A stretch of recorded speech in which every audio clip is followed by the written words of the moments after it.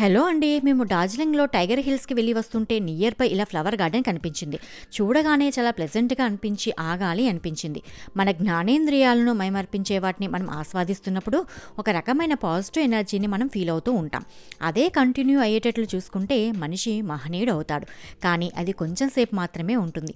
ఆ ఫీల్ నుండి బయటికి రాగానే మళ్ళీ బ్యాక్ టు నార్మల్ అన్నట్లు ఈర్ష్య, అసూయ, ద్వేషం, పగ, ప్రతీకారం, డబ్బు, హోదా అంటూ పరుగులు పెడుతున్నాం. నాకు ఈ ఫ్లవర్స్ని ఇలా కొయ్యకుండా చూస్తుంటే చాలా హాయిగా అనిపిస్తుంది. ఎందుకంటే కర్నూశ్రీ జంధ్యాల పాపయ్య శాస్త్రి గారు రచించిన ఖండకావ్యంలో ఒక ఖండం పుష్పవిలాపం. దీనిని ఘంటసాల వెంకటేశ్వరరావు గారు పాడారు. పువ్వుల యొక్క ఆవేదన అందులో ఉంటుంది. మీలో ఎంతమందికి తెలుసు ఈ పాట? ఎవరైనా వినకపోతే ఒకసారి వినండి. ప్రకృతికి కూడా మనలాగే భావాలుంటాయి. ఎందుకంటే దానికి కోపం వస్తే మానవ వినాశనం జరుగుతుంది. ఈ సృష్టిలో కొండ, కోన, చెట్టు, చేమ అన్నిటికీ ప్రాణం ఉంటుంది. అది భగవద్ధ్యానంలో ఉన్న వారికి మాత్రమే అవగతం అవుతుంది.